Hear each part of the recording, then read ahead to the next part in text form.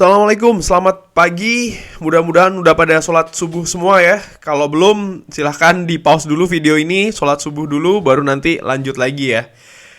Jumpa lagi Football United ringan amatiran ala gua. Review pertandingan Manchester United menghadapi Young Boys dari Bern. Berakhir 1-1, gagal balas dendam ya, gagal untuk membalas kekalahan dari Young Boys di putaran pertama.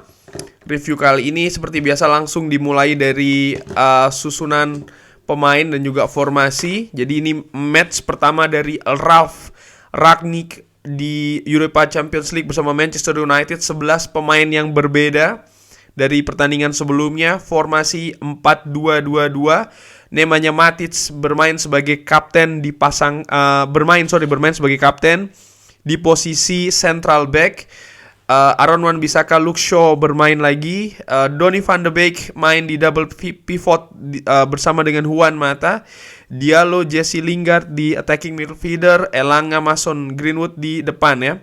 Ini 4-2-2-2 yang menurut gue cukup ofensif. Pemain cadangan siapa saja? Ada Tom Heaton 35 tahun, lalu Matej Kovar 21 tahun, lainnya nih rata-rata 17 sampai 19 tahun ya. Betul-betul rotasi besar-besaran yang dilakukan oleh Ralf Rangnick. Dan ini juga ya Ralf Rangnick ini juga memberi betul-betul kesempatan kepada para pemain muda dari Manchester United. Dari kubu Young Boys, 2 pencetak gol di match pertama ini jadi starter ya, yaitu adalah Jordan Sibachau dan juga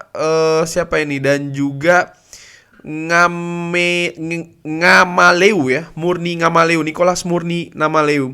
5 menit awal ini tempo cukup tinggi, sama-sama menampilkan high pressing, sama-sama pengen unggul ya di menit-menit awal ini. Sama-sama sering juga membuat kesalahan sendiri ya, terutama Manchester United salah passing, salah kontrol. Artinya salah kontrol ketika pemain menerima bola ataupun ketika pemain ini mau berusaha untuk mendribbling bola tersebut ya, sering sekali lepas. Salah placing juga ya, itu cukup banyak kesalahan yang terjadi di kubu Manchester United. Di menit ke-8 ada serangan dari kiri, build up dimulai dari Nemanja Matic yang memberikan umpan kepada kalau tidak salah seorang Jesse Lingard yang memberikan bola kepada Elanga kalau tidak salah, lalu bekerja sama dengan seorang Luke Shaw, crossing, Greenwood, tendangan gunting setengah salto, cukup cantik golnya 1-0 bagi Manchester United. 20 menit awal ini Manchester United ambil kontrol pertandingan, melakukan banyak variasi, umpan cepat 1-2, memaksa pelan-pelan Young Boys ini bertahan ya. Hanya saja menurut gua, ringan amatiran ala gua, kanan kiri Manchester United ini yang ditempati oleh Amad Diallo dan juga Elanga ini kurang berbahaya ya, kurang berani melakukan penetrasi. Jadi sering selesai atau gagal serangan itu sebelum masuk ke sepertiga terakhir dari Young Boys. Di menit ke-41 ini ada momen ya, diawali oleh salah umpan dari Donny van de Beek di depan kotak penalti yang maksudnya ingin memberikan umpan pendek kepada seorang Aaron Wan-Bissaka, tapi justru bolanya jatuh ke Fabian Rieder. Ini langsung bergerak sedikit dan melakukan shooting bola melengkung 1-1. Menurut gua ini terlalu resiko ya bagi seorang Donny van de Beek main 1-2 di depan kotak penalti sendiri, dan Aaron Wan-Bissaka pun juga tidak menyangka akan diberikan umpan tersebut. Walaupun sebenarnya kalau dilihat dari tayangan ulang, Donny van de Beek ini punya banyak pilihan ya, tapi dia justru mengambil pilihan tersebut dan ya berujung dengan gol bagi Young Boys. Babak pertama selesai dengan kedudukan 1-1. Kalau dilihat dari statistik ini kurang lebih berimbang dari ball possession, dari total shots. Young Boys lebih unggul ya dibanding Manchester United. Catatan gua, squad mayoritas dari Manchester United ini kan bisa dibilang dalam tanda kutip baru ya, karena jarang dimainkan secara bersama. Mereka tampil agresif, tempo tinggi, pressing ketat, tapi sangat-sangat banyak kesalahan ya, salah passing, kontrol bola.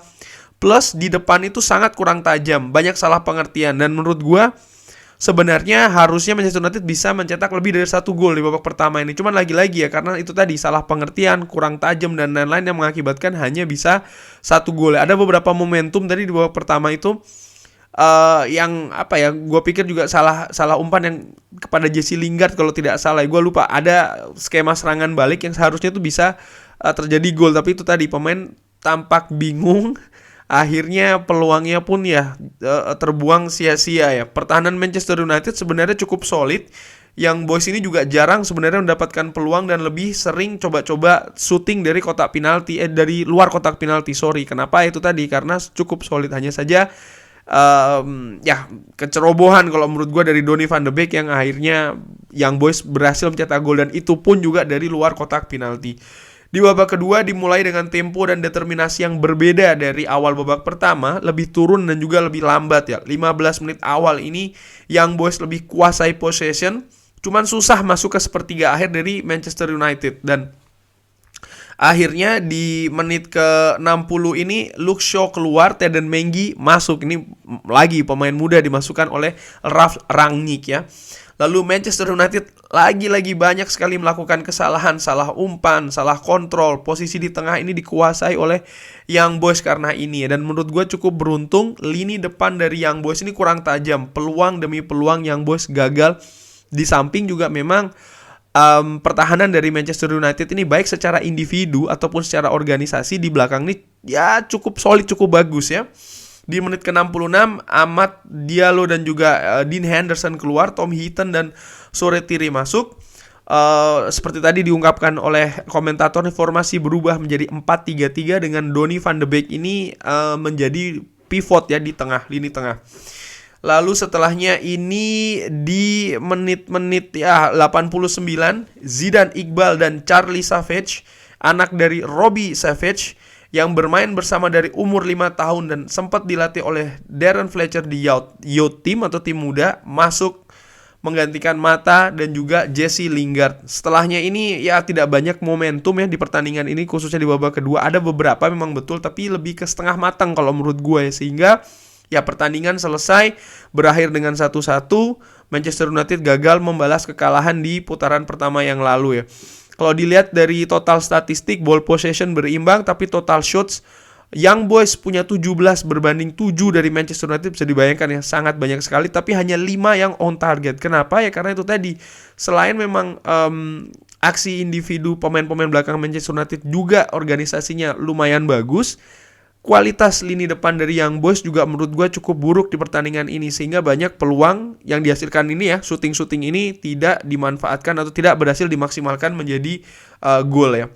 Catatan gue bagi tentang pertandingan ini, dengan banyak pemain yang baru bermain bersama, terutamanya di sistem yang baru, adaptasi ini terlihat ya. Jadi proses adaptasi ini terlihat di atas lapangan dengan banyaknya kesalahan posisi dan juga pengertian. Dan ini termasuk kenapa penyebab jadi gol balasan bagi Young Boys ya. Ketajaman lini depan juga berkurang. Praktis hanya Mason Greenwood yang sering berbahaya, dan menurut gue dari semua pemain yang ada di lapangan tadi, 11 pemain, menurut gue hanya seorang Mason Greenwood mungkin yang layak dimainkan lagi untuk weekend besok menghadapi Norwich ya. Ini ringan amatiran ala gua. Rangnick ini seperti melakukan audisi siapa-siapa saja yang cocok bermain di skema baru yang ditampilkan ya, di formasi 4-2-2-2. Di babak kedua Manchester United tampil lebih jelek dari babak pertama. Determinasi, intensitas dan juga pergerakan ini turun semua ya. Tempo juga turun. Kesempatan bagus, tapi di pertandingan ini juga kesempatan bagus bagi para pemain muda ya. Mereka melakukan debut. Ini menunjukkan bahwasannya filosofi klub development pemain muda ini berlanjut. Dan ini sangat berarti penampilan tadi ya, pemain-pemain muda yang mendapatkan debut tadi itu, ini sangat berarti bagi sang pemain, bagi orang tua dan juga keluarganya, bagi scout tim ya, dan juga pelatih dari anak-anak sampai juga dengan remaja. Mereka semua bisa merayakan ya dengan penampilan pemain-pemain muda tadi ini melakukan debut.